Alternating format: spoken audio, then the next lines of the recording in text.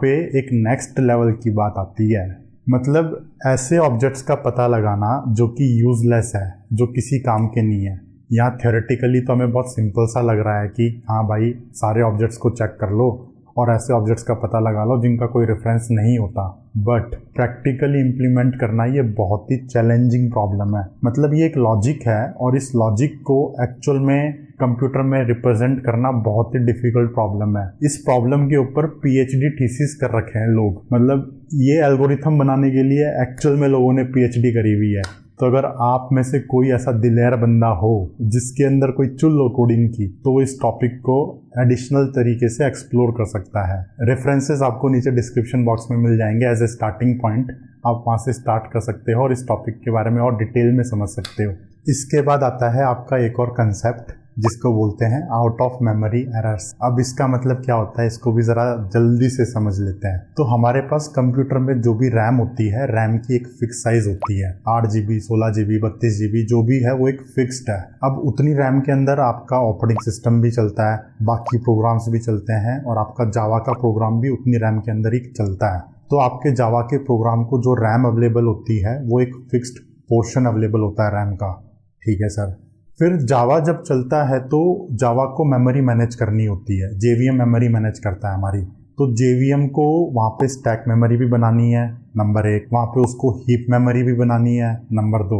और वहाँ पे उसको अपने इंटरनल डाटा स्ट्रक्चर्स को भी रखना है। जेवीएम के अंदर भी तो बहुत सारा कोड लिखा हुआ है, C++ में कोड लिखा हुआ है उन लोगों ने। तो वहाँ पे भी वो कुछ इंटरनल डाटा स्ट्रक्चर्स को यूज करते होंगे, तो वो उसको भी उनको मेमोरी में स्टोर करना पड़ता है। तो इस तरीके से जब हमारा जावा प्रोग्राम चलता है तो वहाँ पे 3 टाइप की मेमोरीज होती है हमारे पास। एक हमारी हीप मेमोरी होती है, एक हमारी स्टैक मेमोरी होती है। इन दोनों के बारे में तो हमने डिटेल में बात कर ली है। और एक छोटा सा पोर्शन मेमोरी का जेवीएम के लिए भी होता है, जिसके अंदर जेवीएम अपने खुद के ऑब्जेक्ट्स को स्टोर करता है, खुद के डाटा स्ट्रक्चर्स को स्टोर करता है।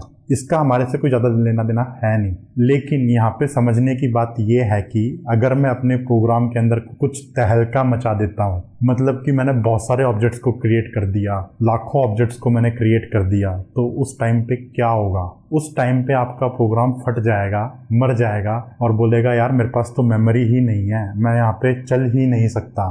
और उस टाइम पे आपको एरर्स आती हैं, आउट ऑफ मेमोरी एरर्स। इसका चलो प्रैक्टिकल करके दिखाता हूँ। यहाँ पे मेरे पास एक सिंपल सा प्रोग्राम है, इसके अंदर मैंने हजारों लाखों ऑब्जेक्ट्स को बना रखा है। अब जैसे ही मैं इस प्रोग्राम को रन करूंगा, कुछ देर तो ये प्रोग्राम चल रहा है, लेकिन उसके बाद यहाँ पे आउट ऑफ मेमोरी एरर आ गई। अब इस एरर का मतलब क्या हुआ? इस एरर का मतलब यही हुआ कि आपकी रैम ही खत्म हो गई और वो नए ऑब्जेक्ट्स को एलोकेट नहीं कर पा रहा। मैं यहाँ पे जावा प्रोग्राम के अंदर तो नया ऑब्जेक्ट बनाना चाह रहा हूँ, बट जेवीएम के अंदर मेमोरी ही नहीं है, वो कहाँ से ऑब्जेक्ट बना देगा? तो वो वहाँ पे प्रोग्राम को ही मार देता है, पूरा का पूरा प्रोग्राम आपका एग्जिट हो जाता है। तो इस टाइप के एरर्स को आपको आपके प्रोग्राम में हैंडल करना पड़ता है। जब हम बड़ी बड़ी एप्लीकेशंस बनाते हैं तो वहाँ पे हम इस टाइप के एरर्स को हैंडल करते हैं। अभी फिलहाल के लिए तो आपके काम की नहीं है, बट क्योंकि हमने यहाँ पे हीप मेमोरी को समझा था, तो हीप मेमोरी कभी कभी हमारे पास खत्म भी हो जाती है। ये चीज को भी समझना जरूरी है। इसीलिए हीप मेमोरी को हमेशा कॉन्शियसली यूज करना पड़ता है। आज के लिए इतना ही फ्रेंड्स।